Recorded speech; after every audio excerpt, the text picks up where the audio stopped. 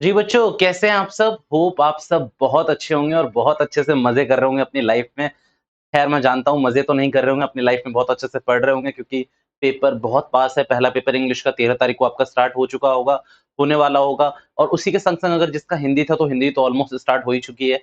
मैं आपके संग एक और वीडियो लेके आ गया हूँ और एक और कॉन्सेप्ट को डिस्कस कर रहा हूँ, that is provision for taxation का कॉन्सेप्ट।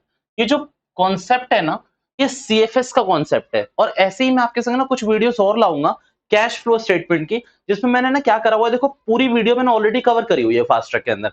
बट इस वीडियो में इस सेशंस में मैं क्या कर रहा हूँ छोटे-छोटे स्पेसिफिक टॉपिक बना रहा हूँ ताकि आपका टाइम सेव हो सके। तो अब है क्या अगर आपको प्रोविजन फॉर टैक्सेशन में कमी लगती है तो देखिए वीडियो को, अदरवाइज़ तो आप स्किप कर सकते हैं क्योंकि आपका टाइम बहुत इंपॉर्टेंट है इस समय पे। ओके, अब पहला मैंने आपको केस बना के दिया है tax paid during the year. Tax आपने पे करा है इस पूरे साल में तो आप क्या करोगे? तो मैं इफेक्ट की बात करूंगा पता है किसमें? सीएफओए में भैया। What is CFOA? बेटा सीएफओए का मतलब है cash flow from operating activities. Cash flow from operating activities. तो अगर आपने टैक्स पे करा है तो बेटा आपको कुछ नहीं करना। सबसे शुरुआती में मतलब जब आप नेट प्रॉफिट निकाल रहे होते हो तो इस 10,000 को ऐड कर दीजिए। इस 10,000 को ऐड करो इनिशियली कब? नेट प्रॉफिट में ऐड करना है और आपको साथ-साथ क्या करना है? इसी 10,000 को माइनस में करना है एट लास्ट, सबसे लास्ट में इसी 10,000 को माइनस करना है। वर्ड यहां पर हाईलाइट कर लेना पेड। वर्ड को यहां पर हाईलाइट कर लेना पेड। बेटा बहुत इंपॉर्टेंट वर्ड है इसीलिए कह रहा हूं पेड को अगेन हाईलाइट कर लेना, ठीक है?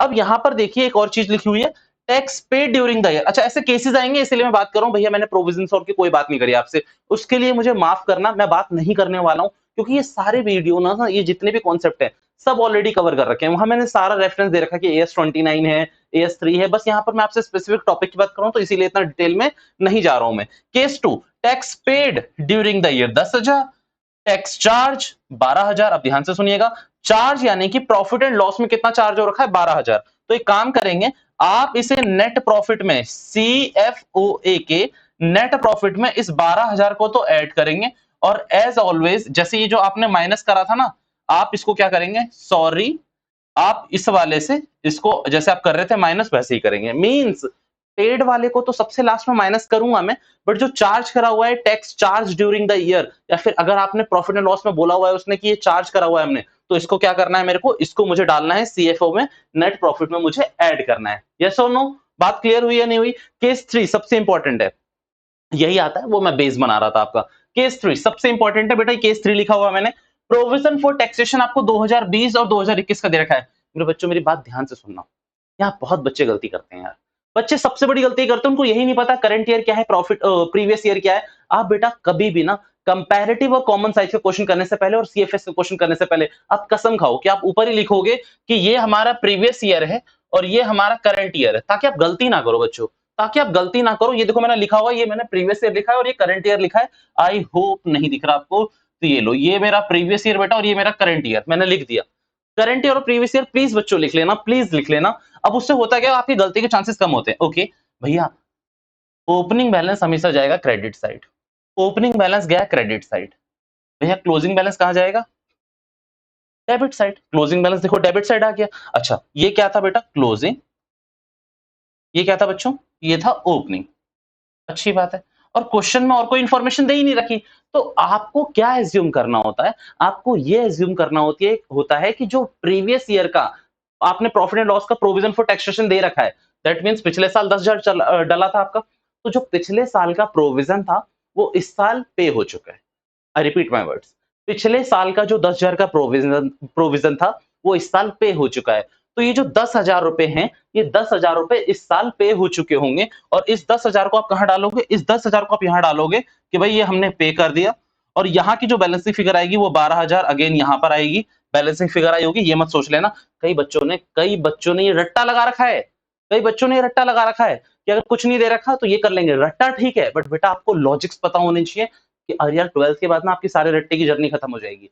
12th के बाद सारे लॉजिक्स आपको पढ़ने हैं, तो आप अभी से मजबूत होके चलो ना। ये बेटा आपको पता है इतनी हाई हाई लेवल पे पूछा जाता है प्रोविजन फॉर टैक्सेशन, कहीं भी पूछा जा सकता है। ये तो मैंडेटरी अकाउंट्स हैं, ये टैक्स का काम तो करना ही करना है आपको, तो सिंपल है, इसमें कोई गलती होनी नहीं चाहिए। अब यहाँ पर देख लीजिए, बच्चों ने रट्टा लगा रखा है, मुझे बहुत बुरा लगता है, मैं आपको दोबारा समझा देता हूँ। ये 10,000 रुपए आप क्या एज्यूम करोगे कि इस साल पे हो चुके हैं और ये बैलेंसिंग फिगर 12,000 आ जाएगी। बच्चे रट्टा लगा लेते हैं, ये माइनस करना है, ये प्लस करना है। अरे क्या करना है, यहाँ से लॉजिक लगाओ। अब इसको क्या करना है, अगेन मैंने आपको बताया ही था, इसको क्या करोगे आप, नेट प्रॉफिट में सीएफओए में आप इसको ऐड करोगे, नेट प्रॉफिट में सीएफओ में आप इसको ऐड करोगे, सीएफओ के सबसे लास्ट में, सीएफओ के सबसे लास्ट में इसको क्या करोगे, माइनस करोगे। सीएफओ के सबसे लास्ट में आप इसको क्या करोगे, माइनस करोगे। बच्चों ये पूरा केस था। अगेन मैं दोबारा से एक बार बता दूं कि इसमें हम ये एज्यूम करते हैं कि जो पिछले साल का हमने प्रोविजन बनाया था वो इस साल पे आउट हो चुका है। ये एक सिंपल सा लॉजिक है। अब मैं आपको थोड़ा सा और कॉम्प्लेक्स करता हूं सिचुएशन को। इसी क्वेश्चन में बच्चों, इसी क्वेश्चन में कई बार ये सारी चीजें सेम रहती है। आपको दो वर्ड्स में खेलता है एग्जामिनर। एग्जामिनर बोल देता है कि tax paid during the year this. अब आप क्या करते हैं, अगर आपने रट्टा लगाया हुआ है तो बेटा आप समझ ही नहीं पाते उस चीज को। बट अगर आपने रट्टा नहीं लगाया तो वो क्या कहने की कोशिश कर रहा है कि इस साल आपने कितना टैक्स पे करा, तो मैं यानी कि वो टू बैंक का बैलेंस बता रहा है। अब सपोज इन दिस केस, मैं अब इसको मिटा रहा हूं, इन दिस केस आपको क्वेश्चन बोल दे कि tax paid during the year 15,000 था। कितना था बच्चों, 15,000। 15,000 था tax paid during the year. तो बेटा यहाँ बैलेंसिंग फिगर कितनी आएगी, आप देखिए 15 और 12 27, 27 में से 10 माइनस करोगे तो यहाँ 17,000 आएगा। केस सेम रहेगा, यहाँ पर वही जाएगा, यहाँ पर ये सीएफओ में ही जाएगा, वो कोई दिक्कत नहीं है। बट वर्ड क्या यूज करा मैंने, tax paid during the year, क्योंकि कई क्वेश्चन आपको ऐसे मिलेंगे tax charge during the year. तो टैक्स चार्ज मतलब प्रॉफिट एंड लॉस में इस साल आपने कितना चार्ज करा है। मान लीजिए अब यहाँ 17,000 नहीं है, यहाँ पर ये दो चीजें नहीं दे रखी, पूरा क्वेश्चन मेरा सेम है। आपसे क्वेश्चन एग्जामिनर ने बोल दिया tax charge during the year 20,000। कितना बोल दिया बेटा, 20,000 चार्ज करा है इस साल आपने टैक्स। 20 और 10 30, 30 में से 12,000 माइनस करोगे तो इधर कितना बैलेंस आ गया, 18,000। यानी कि बैंक का बैलेंस कितना आ रहा है, 18,000। तो ये जो टैक्स पेड और टैक्स चार्ज में जो बच्चे फंसते हैं, अब आपको फंसना नहीं है। ये सारी चीजें मैंने आपको एक शॉर्ट वीडियो में कवर करा दी है। पेड का मतलब है बैंक, चार्ज का मतलब प्रॉफिट एंड लॉस अकाउंट। तो रट्टा नहीं लगाना है, पूरी वीडियो आपके साथ कवर कर दी गई है, इसमें गलती मत करना, क्योंकि सीएफओ ही थोड़ा क्रूशियल पार्ट है आपके सीएफएस का। Thank you so much, bye bye all of you, bye bye, good luck.